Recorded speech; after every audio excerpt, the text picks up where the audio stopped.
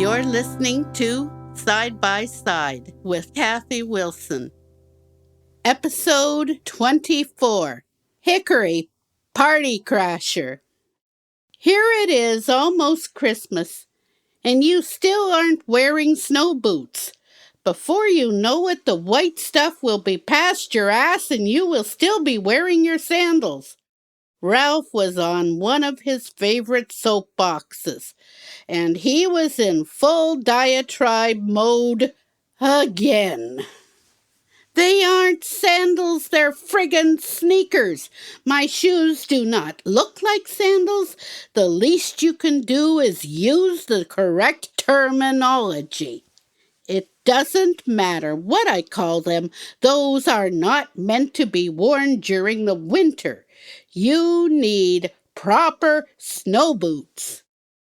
Ralph was getting wound up again, and unless I had some new arguments to add to my arsenal, my side was definitely losing.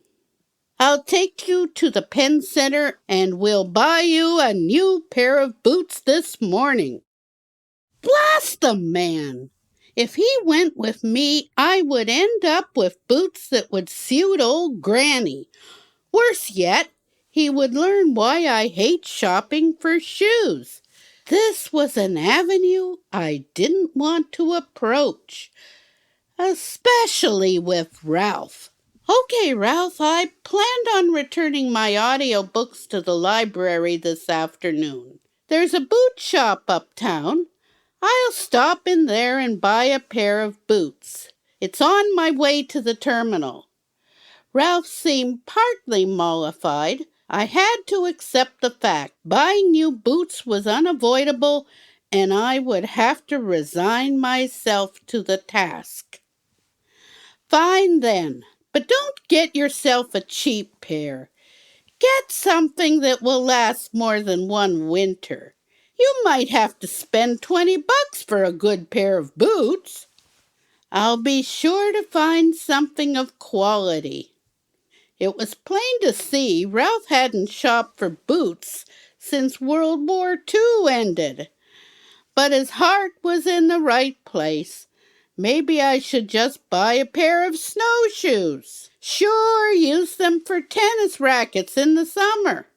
This was Ralph's final salvo as Hickory and I left for our uptown trip to the boot shop. I pulled my coat snugly around me as it was a cold day, and Hickory made a desperate attempt to shake off her own winter mutlocks from her paws. She hated wearing the stupid things and refused to accept the fact that they kept salt from irritating her paws. Sorry, Hickory, but we are both destined to be weighted down with 50 pounds of torture this winter. As we got on the bus for our trip uptown, the driver greeted Hickory with a familiar smile. Are you two off for some last-minute Christmas shopping? The stores will likely be pretty crowded. Seems as though they have been crowded for weeks, and I just have to buy a pair of winter boots before my husband grounds me. You might get a better deal on Boxing Day. Our driver was right about Boxing Day sales. But if anything, the stores would be even more crowded than now. I have a plan that could be even cheaper. I thought I might check out Goodwill. I wish you good luck. That might be your answer. As we turned into the bus terminal, I gave my plan some more consideration and regretfully dismissed the idea. Ralph knew his shoes. He was an amateur cobbler and often fixed his own shoes, as he would certainly notice wear on the soles of any boots I purchased at Goodwill. No, I told him I would go to the boot shop, so this is where we would go. You probably think I am borrowing trouble about purchasing boots. But I had a perfectly good reason to avoid the whole complex fiasco.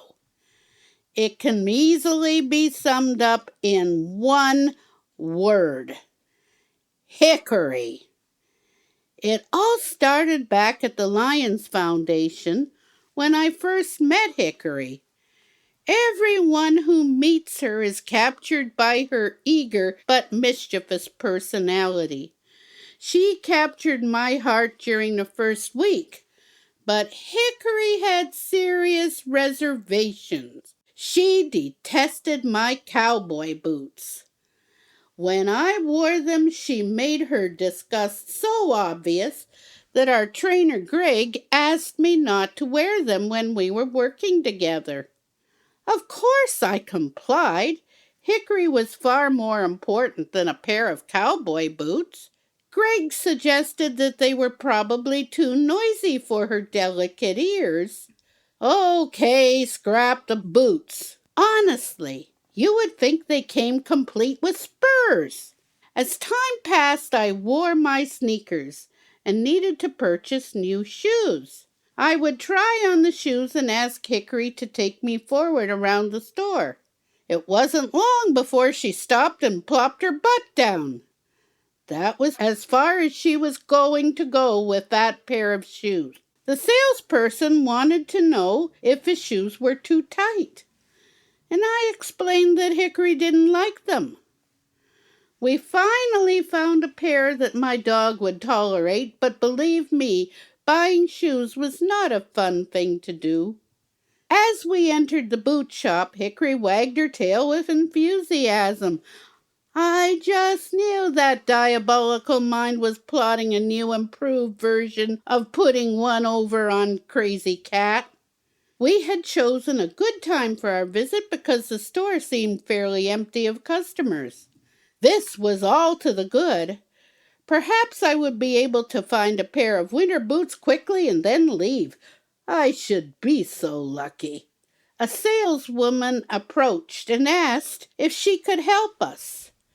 I thanked her and mentioned that I needed a pair of winter boots because my husband was afraid I would get lost in a snowdrift. Your husband is so right. The snow will be falling any minute now, and you don't want to get caught unprepared. This lady must read the same philosophers as Ralph. Either that or they watch the same weather reports on television. I would like boots that are easy to put on. I don't want to go into contortions every time I need to go outside. I am not a gymnast. I would also like a pair of boots that my dog approves. Are you serious? Your dog has to like your new boots? I've never heard of such a thing. Yes, it's the very latest, believe me, still in the experimental stage. It can affect the well-being of the dog, and I am a bit clumsy. So the boots need to do no harm to Hickory's tender paws. I was really getting into the story now that the saleswoman was nodding her head wisely. I never would have thought of that. That's really fascinating. How is the experiment going? She was selecting several boxes, and I was taking off my right shoe as she spoke. Oh, early stages yet.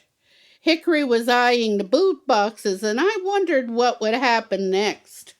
The salesman removed a black pair of boots that would reach almost to my knees and had a zipper. She put on the right boot but could not zip it as far as my ankle. Oh, these won't fit. She sounded genuinely sorry. That's quite okay. I have fat calves. We better stick with a boot that doesn't go higher than ankle length, or we will still be here when spring comes. The next boot to be tried was a brown boot with a gold buckle and a zipper too. We were really getting fancy. Let's hope Hickory likes buckles. The right foot neatly went in, so she put on the left one too. We were fit to try the Hickory test. Hickory, forward. She walked with me for about 6 steps, then whined. If that didn't make her decision clear enough, she sat and shook her head. Hickory isn't sold on this pair of boots. Oh, perhaps she isn't keen on brown. The saleslady wasn't perturbed. She had made up her mind that Hickory was a customer and needed to be pleased.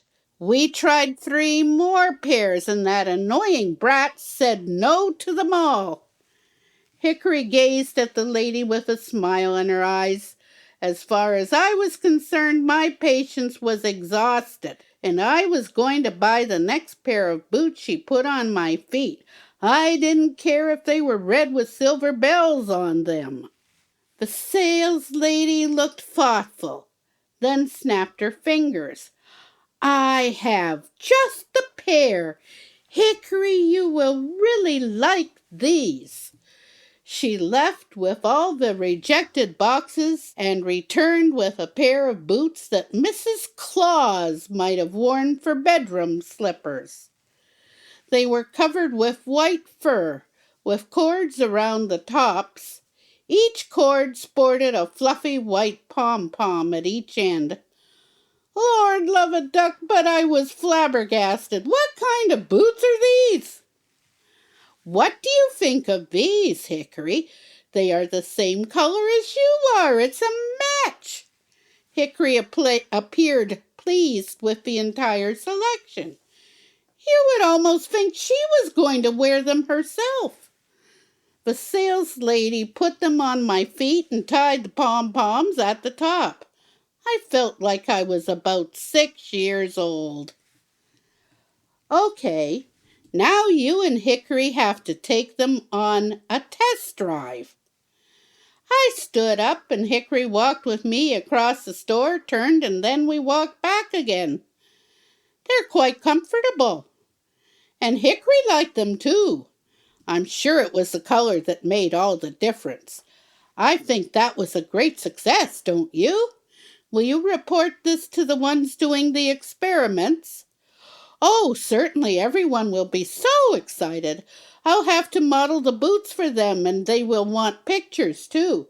What kind of winter boots are these anyway? They're called tundra boots and are supposed to be worn even in sub-zero temperatures. Hickory made a good choice. I paid for my tundras and directed the brat to find the door. I was glad they were in my backpack. It would be too embarrassing to wear them into the library. Those pom-poms! People would think me demented. The library is an adventure in temptation. There are so many wonderful books with enticing titles and print so small they are impossible for me to read, even with a powerful magnifying glass. But the library also lend out audiobooks, and this was the section of library where Hickory was taking me. Shelf upon shelf of beautifully entertaining books. We could listen to a mystery or shiver while we heard a gothic horror tale. The primary rule when choosing a book was to avoid anything remotely educational. The aim was to be entertained, not informed. Hickory and I would not appreciate a story where the chapters expounded on the mating proclivities of the wombat or the proper etiquette to employ when entertaining royalty. I tried to avoid romances because Hickory found them boring and would sleep through almost the entire audiobook. We both liked lots of action.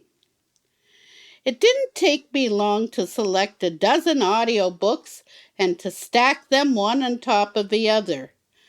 I would have taken 15, but that pair of boots was using space in my trusty backpack.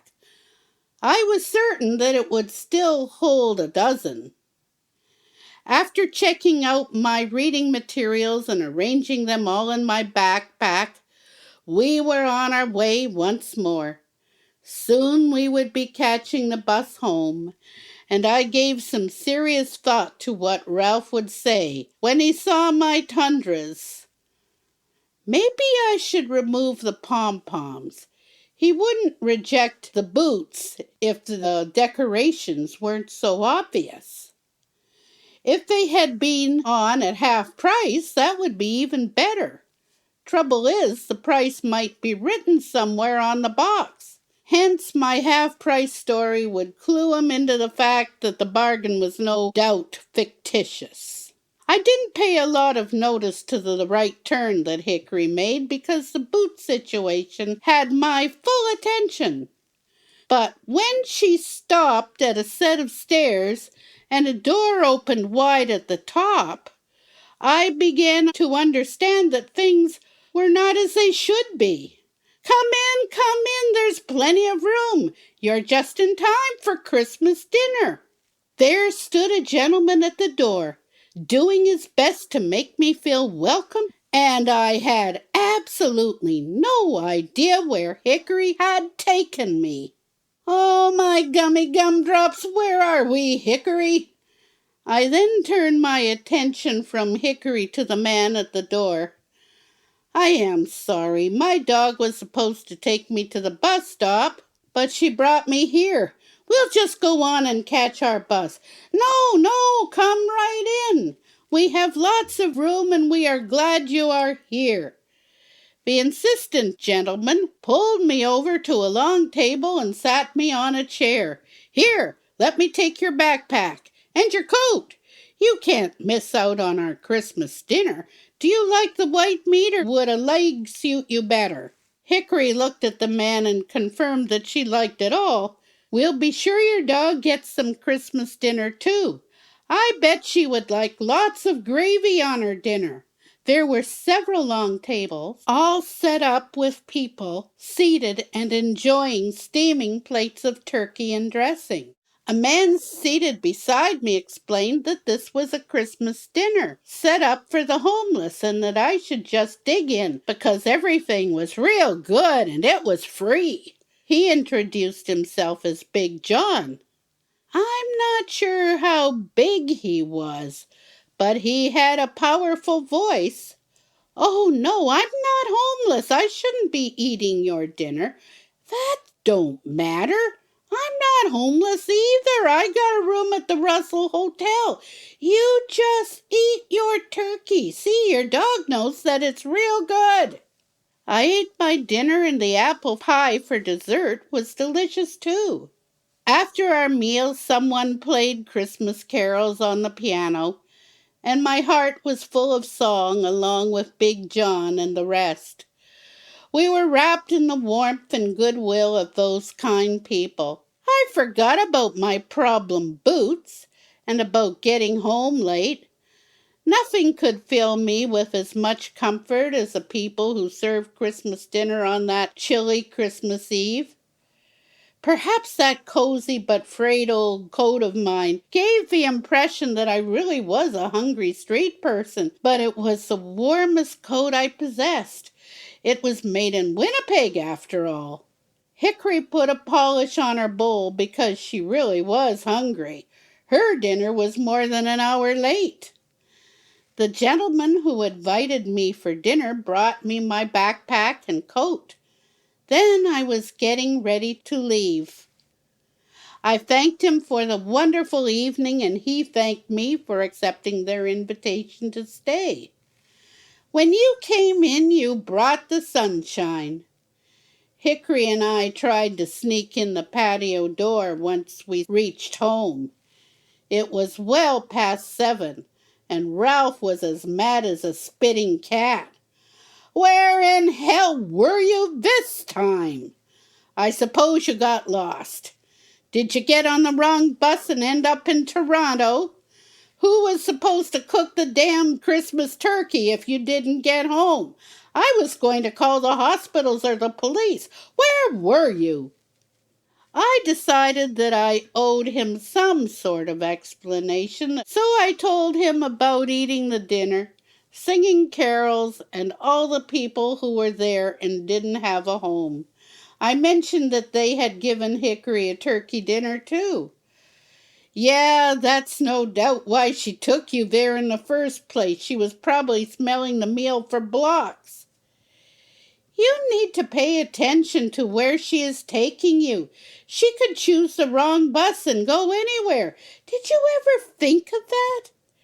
Ralph, that has happened to me more than once, before I even got Hickory. At least now we can find our way back. As I made Ralph some toast to go with his scrambled eggs, I thought of Christmas Day, only a few hours away. We celebrate the birth of a child and the love that spreads worldwide. I breathed a prayer of thanksgiving because Ralph failed to mention anything about buying new snow boots.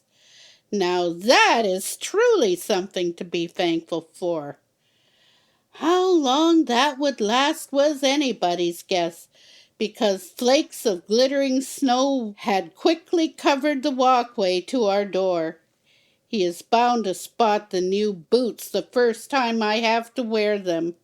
Perhaps he won't notice the pom-poms. Yet, isn't it a grand thing that Ralph loves me enough to get mad at me not having proper winter boots? What do you think about that, Hickory? Crazy cat, I think you're slow. Really slow. Of course he loves you. He'll wonder why you bought those boots. Tell him you adore the pom-poms. Hickory, he would never believe that.